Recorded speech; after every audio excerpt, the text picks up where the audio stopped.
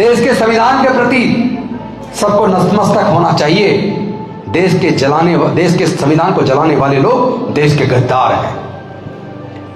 देश में जाति और धर्म के नाम पर उन्माद करने वाले, हत्या करने वाले लोग देश के गद्दार हैं। अब ऐसे गद्दारों को संवैधानिक तरीके से, प्रजातांत्रिक तरीके से, कॉन्स्टिट्यूशनल तरीके से हम लोग जवाब देंगे। हमारा समाज तैयार है कि नहीं है? दोनों हाथ उठा के। क्या हम तो इस छोटे से रिजर्वेशन की बात करते हैं जिसको छीन लिया। अब केवल रिजर्वेशन की बात नहीं करेंगे। कल छीनना है रिजर्वेशन, आज छीन लो, हम तैयार हैं। लेकिन हमें जातिवाद से, छुआछूत से मुक्ति चाहिए। और हमने अपनी वोट शराब की बोतल में, 1000-2000 रुपए में, 10-5 किलो अनाज में अपनी वोट को बेच दिया। और जिन पूंजीपतियों के पैसे से उन्होंने हमारी वोट को खरीदा, सरकार बनाने के बाद उन्हीं पूंजीपतियों के हाथों उन्होंने देश के सारे संसाधनों को बेच दिया। जिस देश में समाज जातियों में बटा होगा, जिस देश में इंसान के अंदर भेद होगा,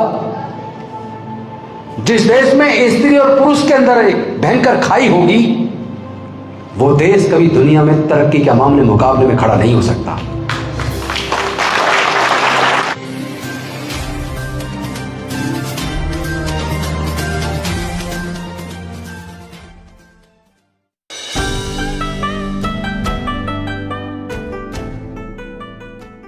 आप बताइए मुझे, अगर कोई बीमार हो जाए,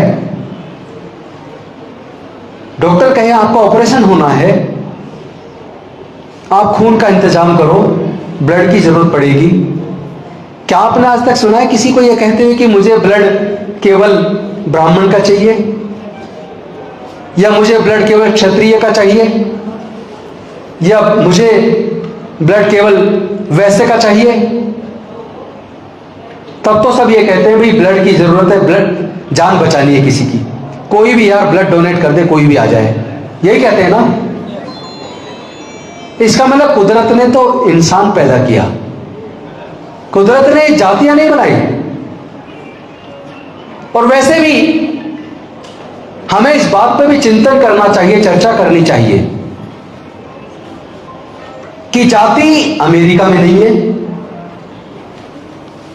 जाति रसिया में नहीं है, जाति इंग्लैंड में नहीं है, जाति इटली में नहीं है, फ्रांस में नहीं है, जर्मनी में नहीं है, स्पेन में नहीं है, ऑस्ट्रिया में नहीं है, जाति जापान में और चाइना में भी नहीं है, जाति ऑस्ट्रेलिया न्यूजीलैंड में भी नहीं है, जाति भारत को छोड़कर पूरे देश में कहीं भी जातियां नहीं है।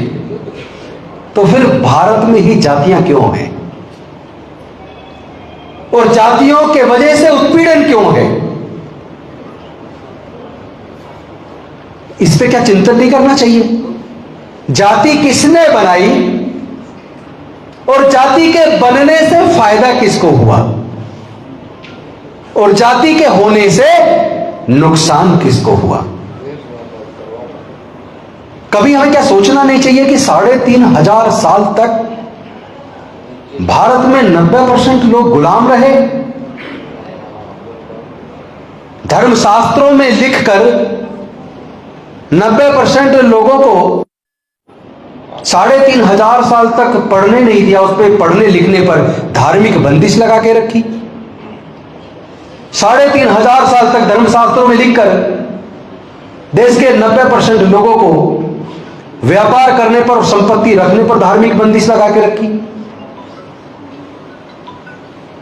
आखिर ऐसी सामाजिक व्यवस्था को कोई क्यों स्वीकार करे? जिस सामाजिक व्यवस्था में कोई जन्म से नीच है, कोई जन्म से ऊंचा है। जिस सामाजिक व्यवस्था में किसी को जन्म से जाति की वजह से उत्पीड़न झेलना पड़ रहा है, जिस सामाजिक व्यवस्था में किसी को व्यापार करने से वंचित रखा जा रहा है, जिस सामाजिक व्यवस्था में लोगों को पढ़ने लिखने से वंचित रखा जा रहा है, ऐसी व्यवस्था में क्यों रहना चाहिए लोगों को? और जिस धर्मशास्त्र में महिला को पुरुष की संपत्ति बताया गया हो, जिस धर्मशास्त्र में महिला को, पुरुष को, पति को खुश रखना, उसके लिए बच्चे पैदा करना, केवल इतना सा ही उसको स्थान दिया हो, क्या उस व्यवस्था में देश आगे बढ़ पाएगा? कोई गाड़ी जो दो पहियों पर चलती है, अगर एक पहिया बड़ा हो और एक पहिया छोटा हो, और एक और गाड़ी बगल में है जिसके दोनों पहिए बराबर हों, उन दोनों गाड़ियों की अगर रेस लगवा दी जाए, ईमानदारी से बताइए कौन सी गाड़ी जीतेगी? जिसके दोनों पहिए बराबर हों, वो गाड़ी जीतेगी। तो भारत पूरी दुनिया में क्यों पिछड़ रहा है? भारत पूरे दुनिया के मुकाबले में जनसंख्या में चाइना के बाद दूसरे नंबर पे है। और वो भारत जो सम्राट अशोक के टाइम पर म्यांमार से लेकर बांग्लादेश, भारत, नेपाल, तिब्बत, पाकिस्तान, अफगानिस्तान, ईरान, वहां तक फैला हुआ पूरा भारत बौद्ध में था। और वो भारत जो सम्राट, महान सम्राट अशोक के टाइम पे दुनिया में जिसकी अर्थव्यवस्था दूसरे नंबर पे थी, जो आज भी जनसंख्या में पूरे दुनिया में दूसरे नंबर पर है, वो भारत इतना क्यों पिछड़ गया? उस भारत में कुपोषण के शिकार क्यों हैं लोग? उस भारत में पेट भरने के लिए अपने बच्चे को क्यों बेच देते हैं लोग? उस भारत में महिलाओं के साथ बलात्कार, सामूहिक बलात्कार करके हत्या क्यों हो जाती है? उस भारत में घड़े छूने पर हत्या हो जाती है। उस भारत में मूंछ रखने पर हत्या हो जाती है। उस भारत में घोड़ी पर बारात निकालने पर दलित के ऊपर उत्पीड़न होता है। तो जिस देश में समाज जातियों में बटा होगा, जिस देश में इंसान इंसान के अंदर भेद होगा, जिस देश में स्त्री और पुरुष के अंदर एक भयंकर खाई होगी, वो देश कभी दुनिया में तरक्की के मामले मुकाबले में खड़ा नहीं हो सकता।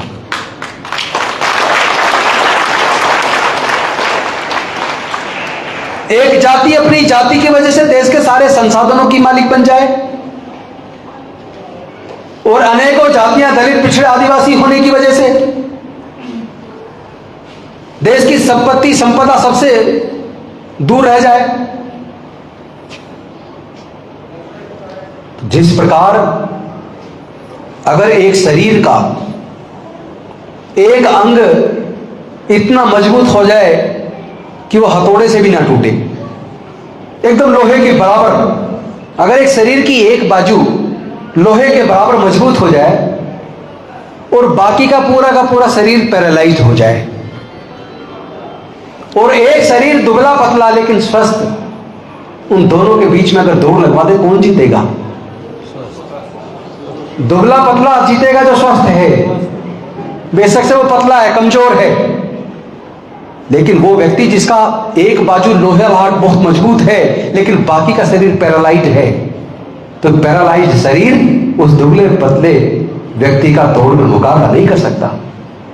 यही कारण है कि जो देश भारत के बाद आजाद हुए, जो छोटे छोटे देश हैं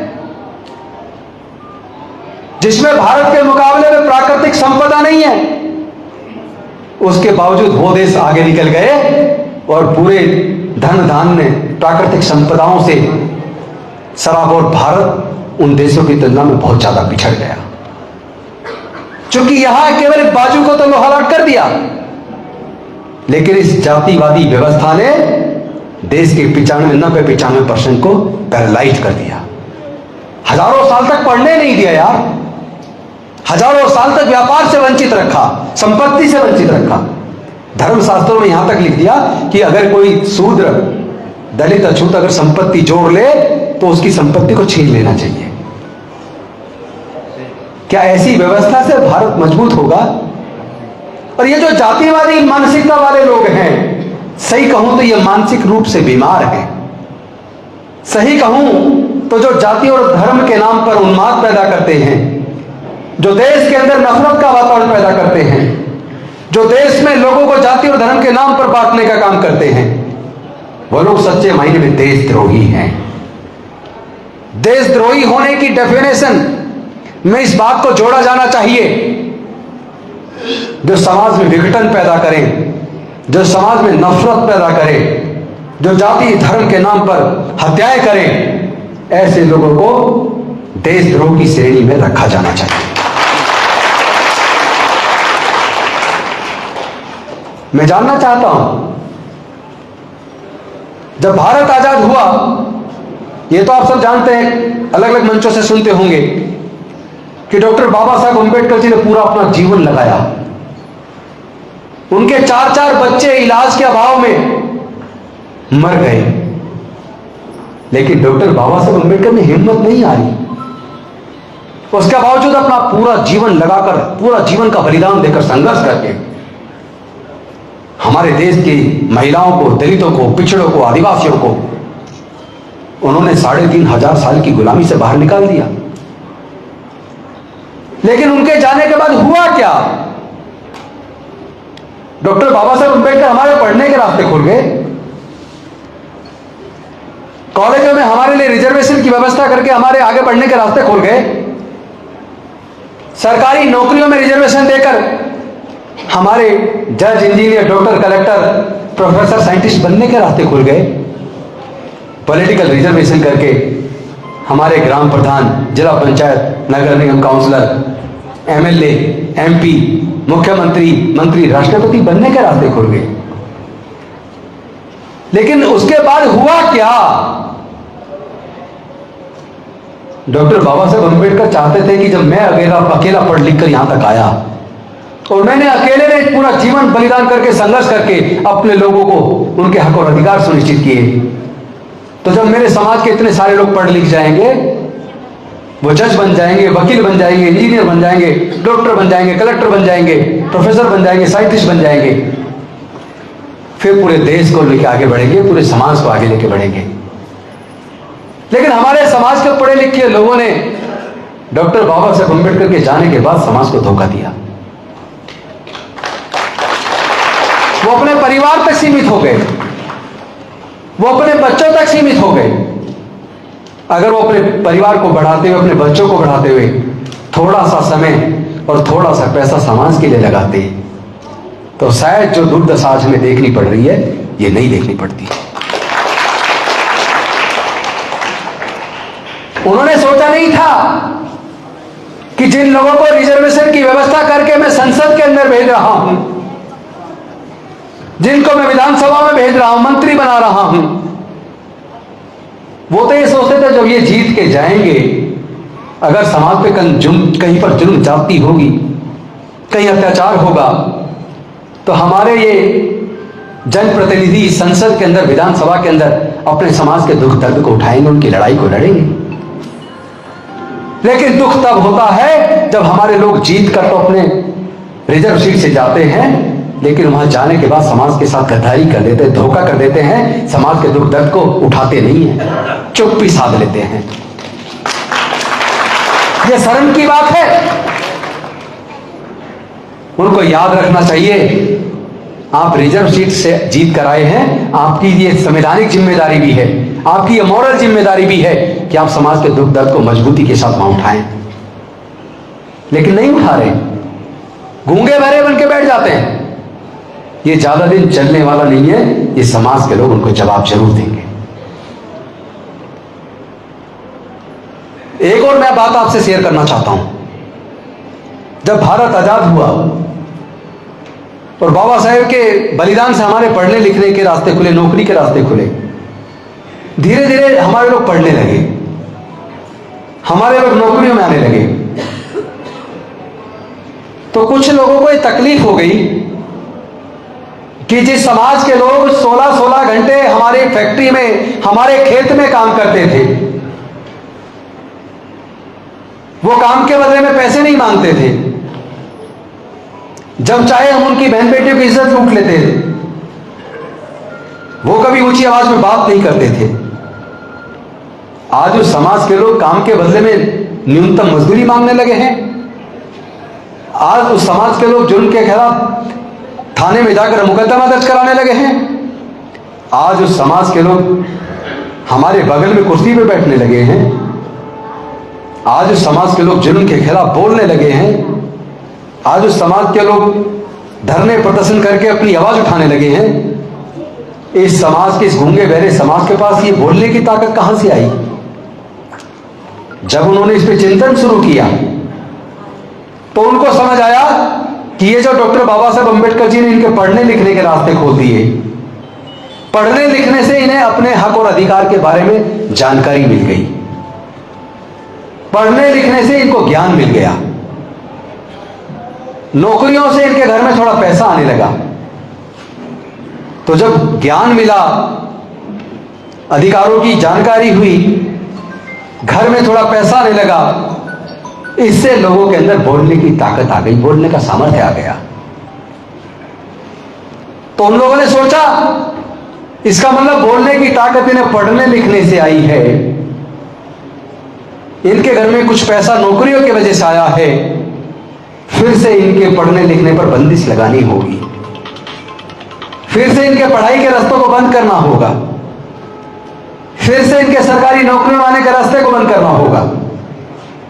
और 40 साल पहले उन्होंने षड्यंत्र शुरू किया। उन्होंने सोचा कि डॉक्टर बाबा साहब अम्बेडकर ऐसी प्रजातांत्रिक व्यवस्था बना गए कि सरकार बनाने के लिए वोट की जरूरत है और वोट इनके पास है। अब इनकी वोट लेनी है तो इनका पढ़ाई का रास्ता दोबारा बंद कैसे करें, इनकी रिजर्वेशन कैसे खत्म करें, फिर वोट लेना है। तो वो लोग इतने चालाक और धूर्त हैं, इतने षड्यंत्रकारी हैं, उन्होंने अपनी चालाकी से, अपने षड्यंत्र से एक ऐसी व्यवस्था पैदा कर दी। क्योंकि पहले सरकारी स्कूल होते थे, प्राइवेट स्कूल नहीं होते थे। अमीर के बच्चे हों या गरीब के बच्चे हों, मजदूर के बच्चे हों या किसान के बच्चे हों, चपरासी के बच्चे हों चाहे प्रधानमंत्री के बच्चे हों, क्योंकि सब सरकारी स्कूल में पढ़ते थे, तो टीचर अगर पक्षपात करता भी था तो वो इतना करता था, गरीबों के बच्चों को उठा के पीछे बिठा देता था, अपने चहीते बच्चों को आगे बिठा देता था। पढ़ाता तो जब चौक लेकर ब्लैक बोर्ड पे पढ़ाता था तो पढ़ाता तो सबको एक जैसा था ना। उसमें जिस बच्चे में लगन होती थी पढ़ने की, जिस बच्चे में प्रतिभा होती थी, वो उन्हीं सरकारी स्कूलों से पढ़ के वो बच्चे जज बनने लगे, डॉक्टर बनने लगे, इंजीनियर बनने लगे, कलेक्टर बनने लगे, साइंटिस्ट बनने लगे, प्रोफेसर बनने लगे। और जब वो आगे बढ़ने लगे तो बोलने की ताकत आने लगी।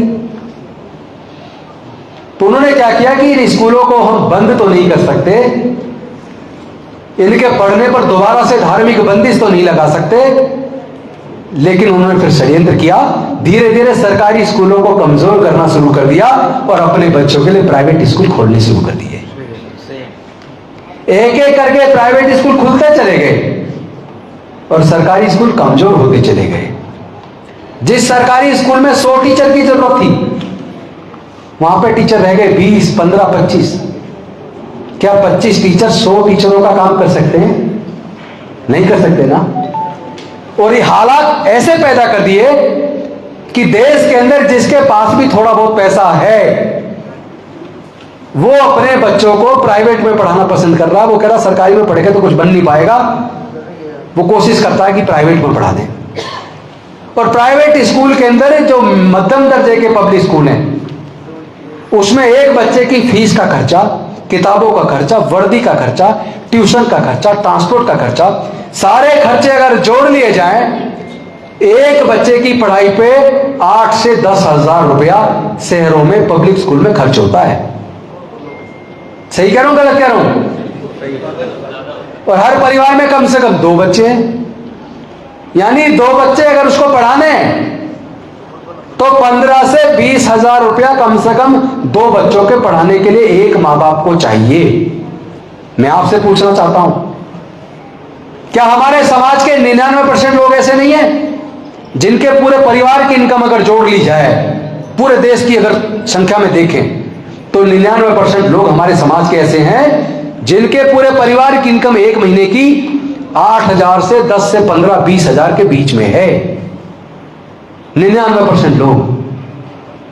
तो वो 99% लोग जिनके पूरे परिवार की इनकम 8,000 से 20,000 के बीच में है, 5,000 से, बल्कि कहीं तो हो सकता 5 से भी कम हो, लेकिन एवरेज अगर निकालेंगे तो 99% हमारे समाज के लोगों की एवरेज इनकम 10,000 तक है। तो क्या हमारे 99% लोग अपने बच्चों को प्राइवेट स्कूल में पढ़ाने का खर्चा उठा सकते हैं क्या? नहीं उठा सकते ना। तो कहां पढ़ेंगे उनके बच्चे? मजबूरी में सरकारी में पढ़ेंगे। और सरकारी स्कूलों को उन्होंने पढ़ने के लायक छोड़ा नहीं, टीचर भर्ती वहां कर नहीं रहे, पढ़ने का माहौल नहीं है। यानी कि जानबूझ के साजिश के तहत उन्होंने सरकारी स्कूलों को कमजोर किया और प्राइवेट स्कूलों को बढ़ावा दिया। आज हालत यह आ गई है, मैंने पूरे आंकड़े चेक किए हैं, पिछले 15 से 20 सालों में देश के अंदर 1.5 लाख से ज्यादा सरकारी स्कूल बंद हो गए। 1.5 लाख से ज्यादा सरकारी स्कूल बंद हुए और 1 लाख से ज्यादा प्राइवेट स्कूल खुल गए। मैं पूछना चाहता हूं, क्या देश की जनसंख्या कम हो रही है? देश की जनसंख्या तो बढ़ी है ना। तो जब देश की जनसंख्या बढ़ी है तो सरकारी स्कूल और ज्यादा खुलने चाहिए थे या बंद होने चाहिए थे? और ज्यादा खुलने चाहिए थे, लेकिन उन्होंने तो बंद कर दिए। क्यों बंद कर दिए? क्योंकि वो जानते हैं सरकारी स्कूलों में दलितों के, पिछड़ों के, आदिवासियों के, गरीबों के, मजदूरों के, किसानों के बच्चे पढ़ते हैं। उनके मन में तकलीफ है कि अगर गरीबों, मजदूरों, किसानों के, दलितों के, आदिवासियों के बच्चे पढ़ जाएंगे तो उनके खेतों में, उनकी फैक्ट्रियों में सस्ते मजदूर कहां से आएंगे? वो हमारे बच्चों को मजदूर बनाना चाहते हैं, यानी हमारे बच्चों को गुलाम बनाना चाहते हैं। और चूंकि हमारे लोग थोड़े बहुत रिजर्वेशन की वजह से नौकरी में आए, एक षड्यंत्र और किया।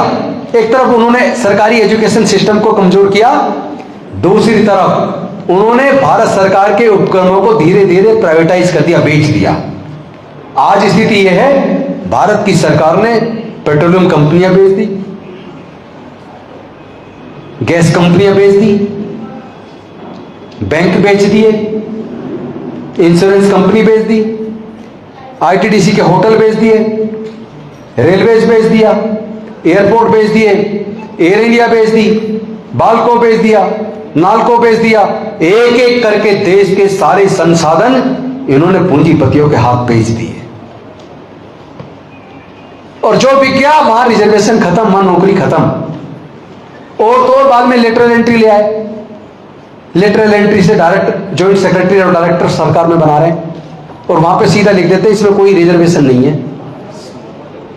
यानी आपके बच्चों के भविष्य को ये खत्म कर रहे हैं, आपके बच्चों के सपनों को ये लोग बेच रहे हैं, देश के संसाधनों को पूंजीपतियों के हाथों बेच रहे हैं।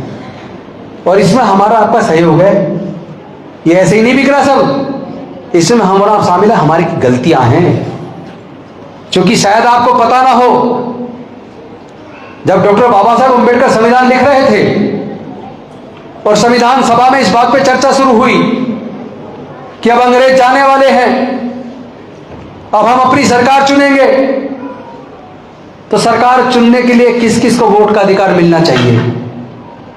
आपको जान के ताजुब होगा, संविधान सभा के लगभग सारे सदस्य डॉक्टर बाबा साहब अम्बेडकर को छोड़ के, संविधान सभा के लगभग सारे सदस्य वोट का अधिकार केवल जो इनकम टैक्स पे करते हैं या जो ग्रेजुएट हैं या जो बड़े जमींदार हैं, केवल उनको वोट का अधिकार देना चाहते थे, लगभग सारे संविधान सभा के सदस्य। लेकिन डॉक्टर बाबा साहब अम्बेडकर ने सोचा कि जिन धर्म शास्त्रों में हमारे लोगों के पढ़ने लिखने पर धार्मिक बंदिश रखी, उसकी वजह से हमारे लोग तो ग्रेजुएट हो नहीं पाए, इसका मतलब हमारे लोगों को वोट का अधिकार नहीं देना चाहते। धर्मशास्त्रों में लिख के देश के 90% से ज्यादा लोगों को संपत्ति रखने का अधिकार नहीं था, व्यापार करने का अधिकार नहीं था। इसकी वजह से देश के 90% से ज्यादा लोग इनकम टैक्स पे ही नहीं बन पाए, पूंजीपति नहीं बन पाए। तो क्या देश की सरकार जो बने, उसको बनाने के लिए, चुनने के लिए देश की संविधान सभा के सदस्य केवल 5% लोगों को वोट का अधिकार देना चाहते थे? क्योंकि देश की आधी आबादी महिला, चाहे किसी भी जाति धर्म की हो, उसको भी पढ़ने का अधिकार नहीं था, इसलिए वो भी ग्रेजुएट नहीं बन पाए, महिलाएं भी नहीं बन पाई। उनको भी व्यापार करने का, संपत्ति रखने का हक नहीं था। इसलिए वो इनकम टैक्स पे भी नहीं बन पाई। इसका मतलब संविधान सभा के सदस्य देश के 95% लोगों को वोट का अधिकार देने के फेवर में नहीं थे। अगर डॉक्टर बाबा साहब अंबेडकर उनकी बात को मान लेते और केवल 5% लोगों को वोट का अधिकार मिला होता, तो जो 5% लोग जिसकी सरकार चुनते, वो सरकार केवल उन्हीं 5% लोगों के लिए काम करती। फिर हमारे लिए कोई स्कूल अस्पताल नहीं बनते, फिर हमारे लोगों के लिए कोई नौकरियां नहीं लगती। लेकिन बाबा साहब डॉक्टर भीमराव अंबेडकर संविधान सभा के सामने अड़ गए और उन्होंने अपनी तर्क बुद्धि से, अपने विवेक से, अपनी काबिलियत से पूरी की पूरी संविधान सभा को इस बात को मानने के लिए मजबूर कर दिया कि वोट का अधिकार भारत में रहने वाले सभी लोगों को, चाहे मजदूर हो, किसान हो, अमीर हो, गरीब हो, पढ़े लिखे हो, अनपढ़ हो, सबको समान रूप से वोट का अधिकार मिलेगा।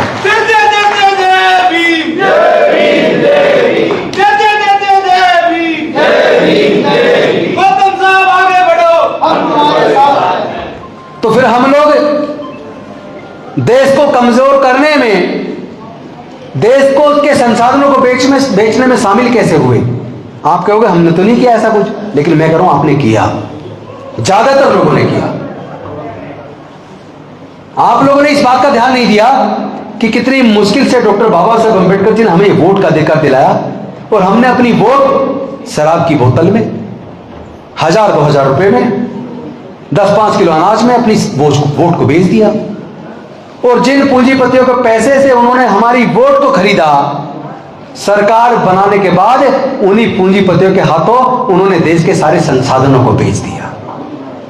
तो क्या हम दोषी हैं या नहीं है? दोषी है ना। लेकिन अब संभलने का समय आ गया। मैं आपसे पूछना चाहता हूं, घड़े छूने पे हत्या हो रही है, मुंह छिड़कने पे हत्या हो रही है। अभी मैं कल पढ़ रहा था यूपी के अंदर, एक 6ठी क्लास के बच्चे ने टीचर की बाइक छू दी, मोटरसाइकिल।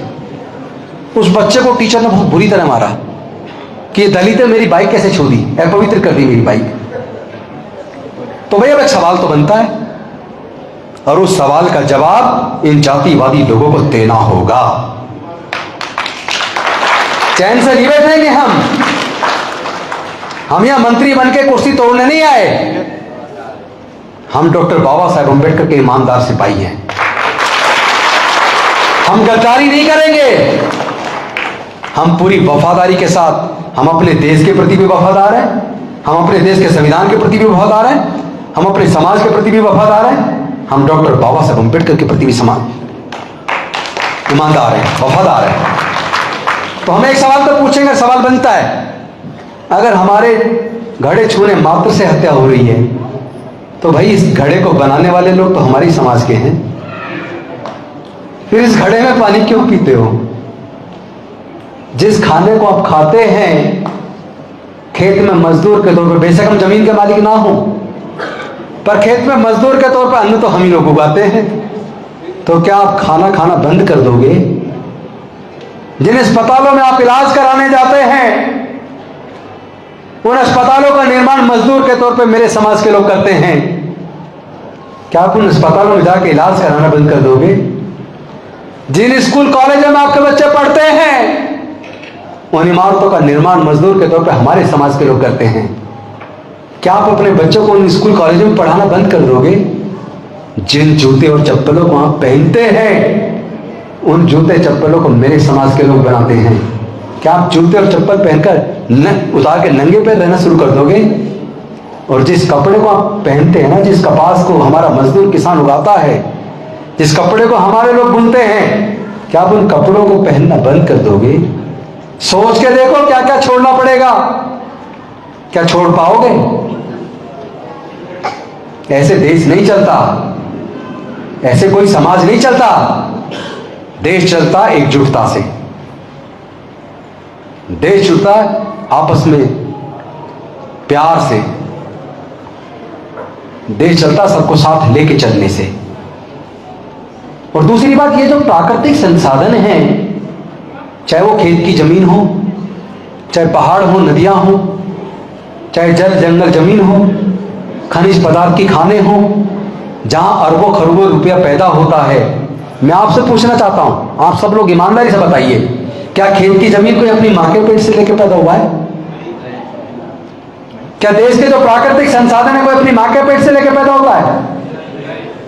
अगर मां के पेट से लेकर पैदा नहीं होता, जो प्रकृति से पैदा होता है, उसका मालिक कोई व्यक्ति कैसे हो सकता है? उसका मालिक तो देश की सरकार को होना चाहिए।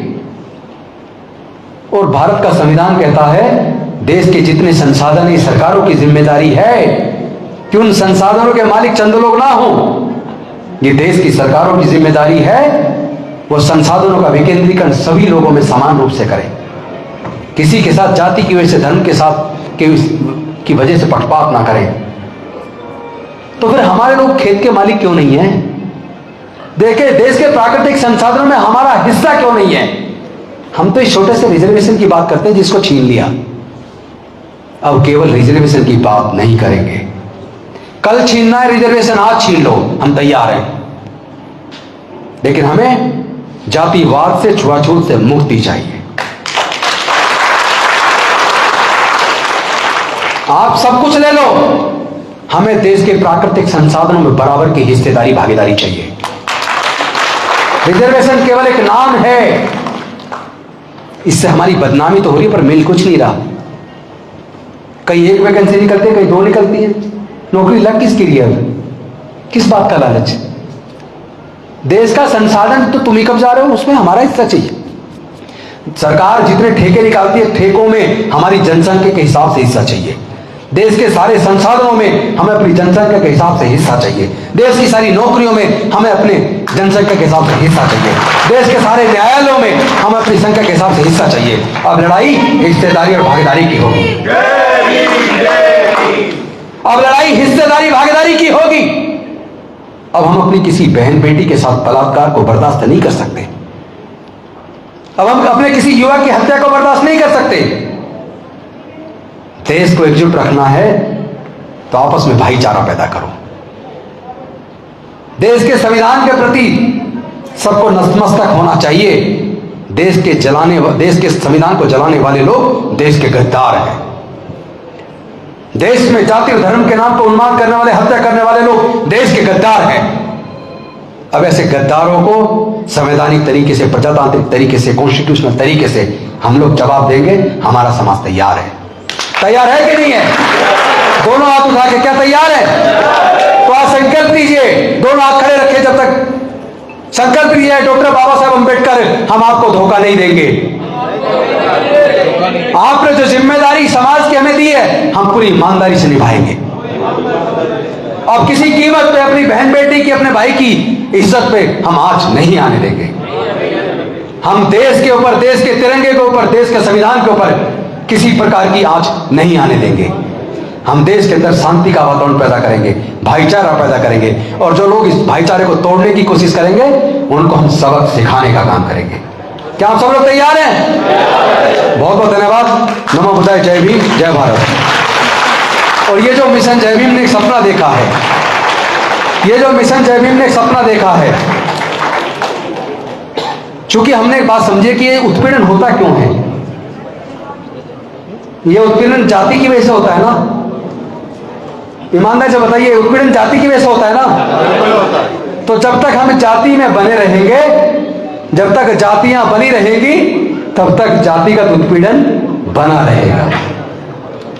तो आप लोग ये भी संकल्प लो, अगर इस जातिवाद से मुक्ति चाहते हो, तो जो हमारे अंदर भी जो जातियां बनी हुई हैं, हम जो अपने अंदर भी आपस में एक दूसरे को ऊंच नीच और छोटा और बड़ा बताते हैं, हमें अपने अंदर के जातिवाद को भी खत्म करना होगा। क्या आप तैयार हैं?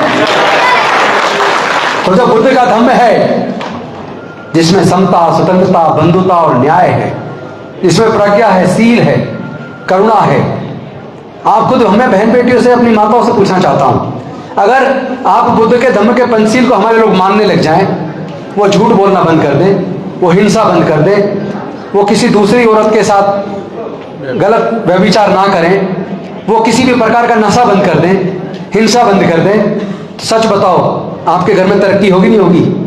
जो नशे का पैसा बचेगा, जो गलत काम का पैसा बचेगा, जो जुए से पैसा बचेगा, वो सारा घर में काम आएगा ना? शराब नहीं पिएगा तो पैसा बचेगा, घर में काम आएगा। शराब से बीमार होता है, लीवर खराब होता है, लाखों रुपए खर्च होता है, वो बचेगा, बच्चों की पढ़ाई में काम आएगा, घर में खुशहाली आएगी नहीं आएगी। तो इसीलिए पंचशील का मार्ग जो बुद्ध का दिया मार्ग है, जिसमें करुणा है, प्रज्ञा है, शील है, जिसमें वैज्ञानिक दृष्टिकोण है, जिसमें पक्षपात, ऊंच नीच, छुआछूत, पाखंडवाद, अंधविश्वास के लिए कोई जगह नहीं है।